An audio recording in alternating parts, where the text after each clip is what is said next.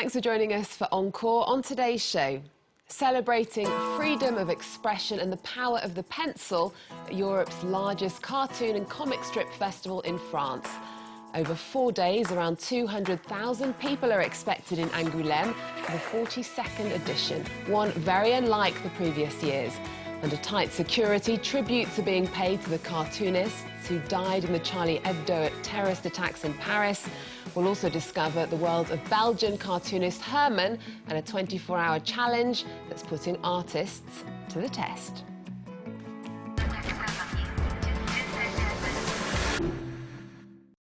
Hello, thanks for joining us. Europe's biggest comic book festival is taking on a different kind of gravitas this year.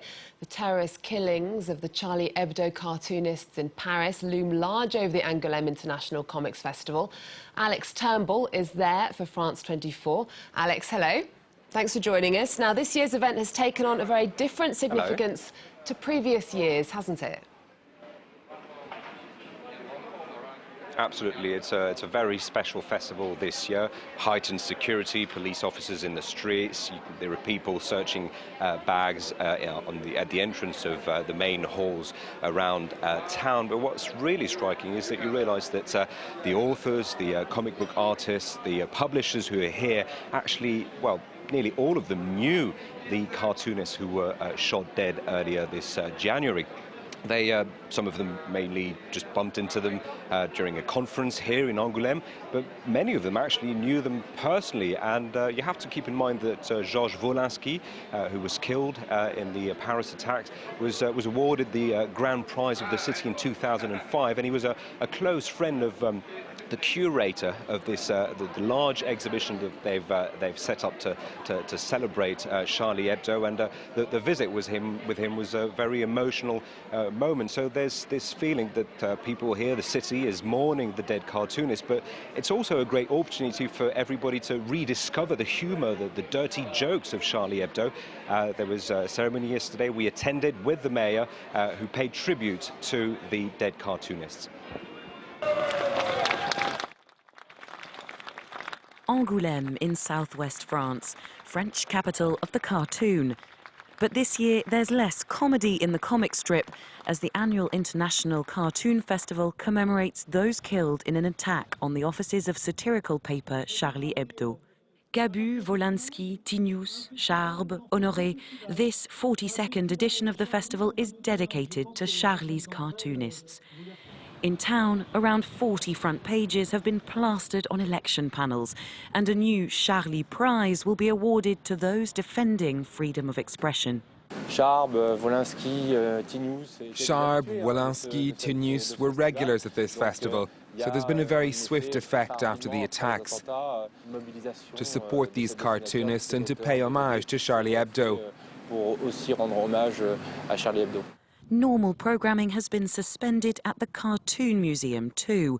Fully dedicated to Charlie Hebdo, this last-minute exhibition tells the story of the weekly paper, from its origins to the collector's edition of 14th of January 2015.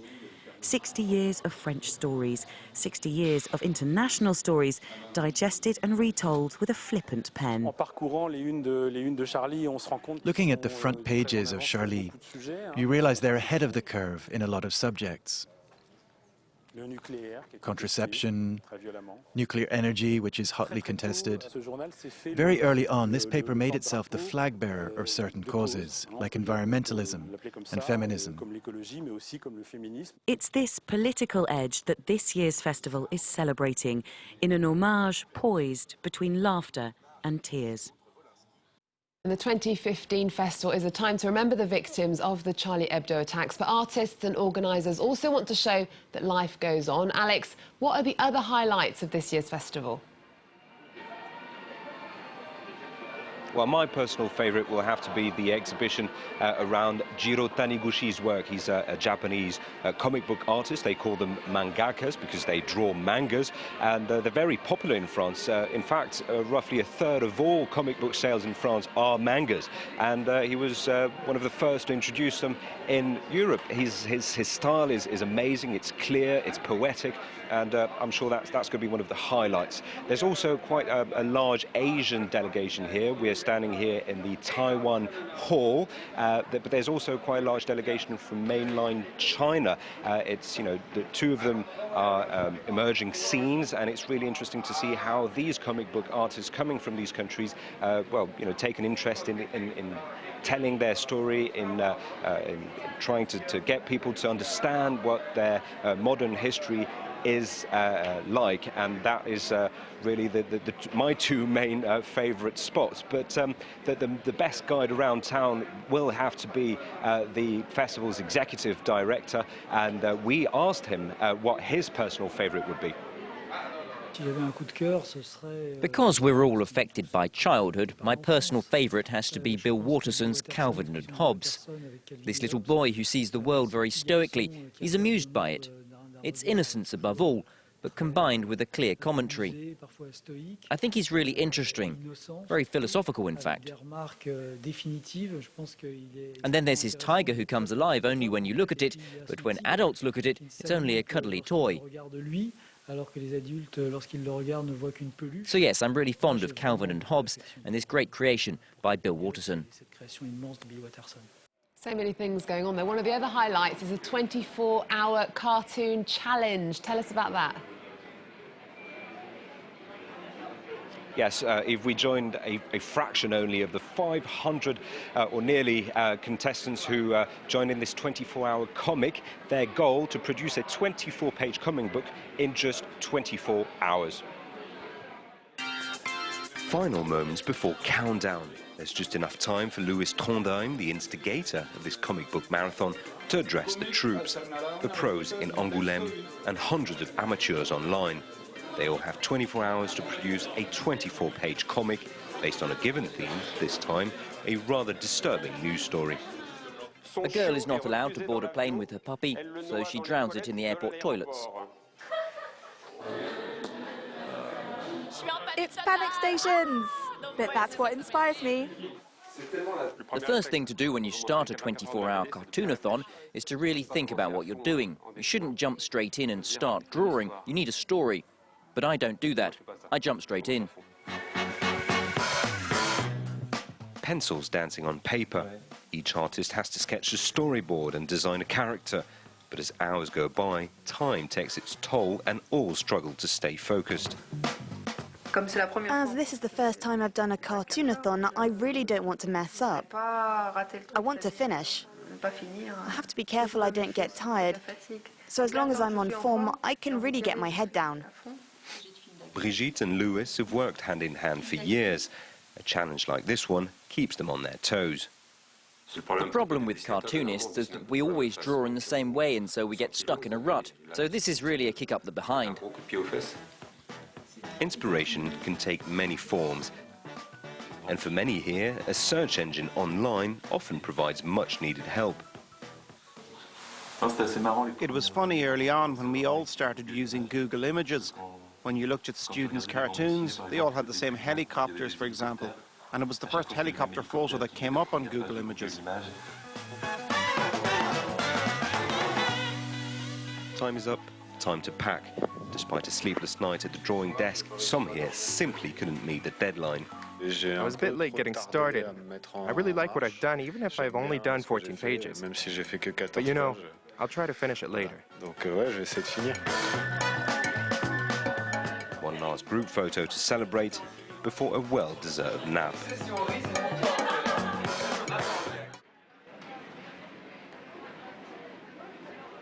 The results of their hard work is all available online for comic book enthusiasts out there.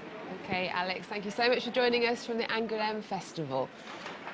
Now, among this year's festival Grand Prix finalists is the Belgian cartoonist Hermann. He's most famous for his post-apocalyptic comic Jeremiah, which was made into a television series. Our reporters met him at his exhibition in Versailles, just outside of Paris.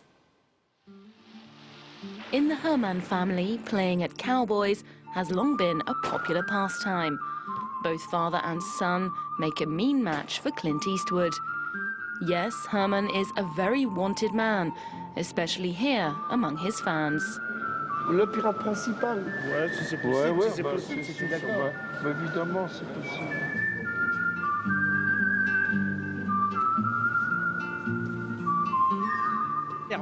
Hermann has been my favourite author since I was really small. He's basically the only legendary graphic artist who comes and meets his fans. His latest graphic novel's called No Pardon, a fatalistic western in which the merciless Buck Carter tries to save his skin, leaving his wife to be killed by the US Marshal Masterson. All of this in front of his son. A happy end is not very interesting me. I knew that the script written by my son had no inclination for some kind of a final justice. It was not the general idea of it. My dad's a complainer. He's lost faith in humanity.